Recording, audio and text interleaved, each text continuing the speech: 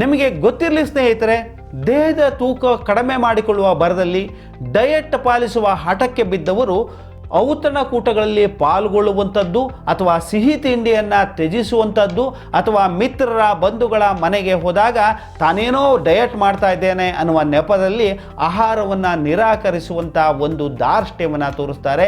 ಸಜ್ಜನಿಕೆಯನ್ನು ಮೆರೆಯೋದನ್ನು ಮರೆತು ಬಿಡ್ತಾರೆ. ನಿಜವಾಗಿ ನೀವು ಹೀಗೆ ಮಾಡಬೇಕಾದ್ದಿಲ್ಲ, ಯಾವುದನ್ನು ಸ್ಕಿಪ್ ಮಾಡಬೇಕಾದ್ದಿಲ್ಲ. ಒಂದು ದಿನದಲ್ಲಿ ನೀವು ಹೆಚ್ಚಿನ ಸಿಹಿ ತಿಂಡಿಯನ್ನು ಸೇವನೆ ಮಾಡಿದ್ದೀರಿ ಅಂದರೆ ಇಷ್ಟೇ ನೀವು ಮಾಡಬೇಕಾದ್ದು.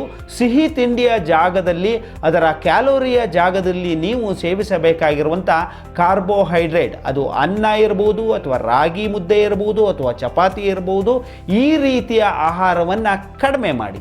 ಸುಲಭ ಅಲ್ವಾ? ಒಂದು ಹೋಳಿಗೆ ತಿಂದರೆ ಅಂತಂದರೆ ಹೋಳಿಗೆ ತುಪ್ಪ ಸೇರಿದಂತೆ ಸೇವಿಸಿ ಎಂಜಾಯ್ ಮಾಡಿ, ಅದನ್ನು ಖಂಡಿತವಾಗಿಯೂ ಸವಿಯಿರಿ. ಆದರೆ ಅವತ್ತು ಅನ್ನವನ್ನು ಬದಲಾಗಿ, ಕಾರ್ಬೋಹೈಡ್ರೇಟಿನ ಬದಲಾಗಿ ನಾರಿನ ಅಂಶ, ಫೈಬರ್ನ ಅಂಶ ಹೆಚ್ಚಿರುವಂಥ ತರಕಾರಿಗೆ ನಿಮ್ಮ ಊಟವನ್ನು ಸೀಮಿತ ಮಾಡಿಕೊಳ್ಳಿ. Thank you very much.